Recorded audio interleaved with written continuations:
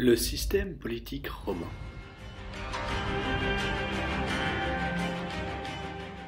Rome, comme nous l'avons vu, est lors de sa création un ensemble de petits villages, se groupant quelque part dans le Latium.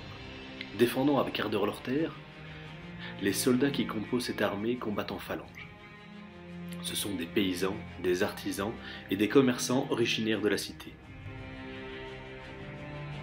Dès 343 avant notre ère, la phase d'extension commence avec des victoires successives contre leurs voisins latins, samnites puis italiens.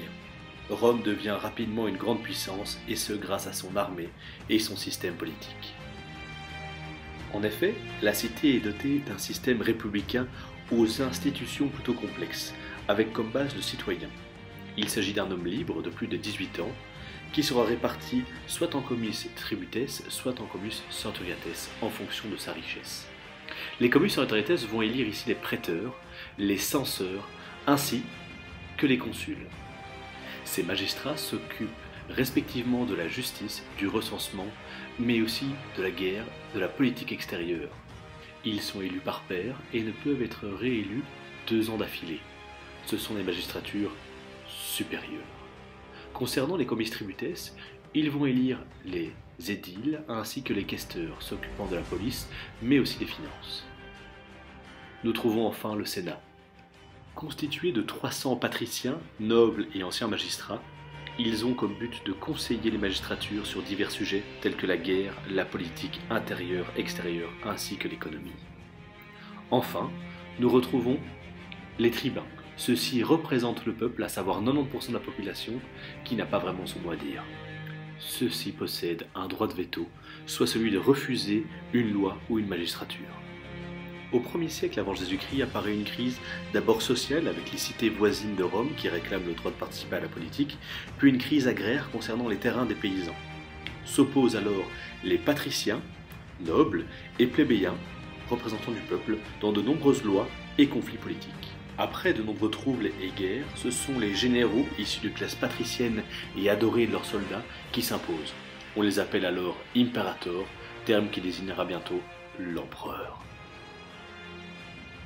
3 d'entre eux, à savoir César, Pompée et Crassus, forment alors un triumvirat afin de partager le territoire romain en 3.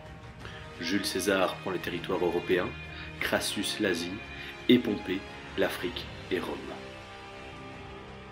Mais tout ne se passe pas comme prévu, et Crassus meurt face aux Parthes lors de la bataille de Car en 53 avant Jésus-Christ. S'opposent alors Pompée et César, d'abord politiquement, puis avec les armes à la main. Populaire de par ses conquêtes en Gaule, César finit par triompher, et Pompée se réfugie en Égypte, où il trouvera la mort, assassiné.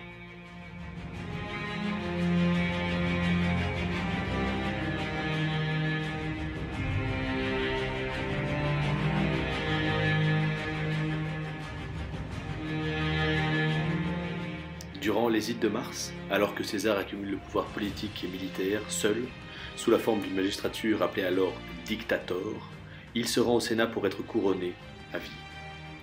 Il n'y arrivera malheureusement jamais, assassiné par 23 coups de couteau par les sénateurs complotant contre lui. C'est son neveu, Octave, qui prendra le pouvoir devenant Auguste, imperator, soit le premier empereur romain.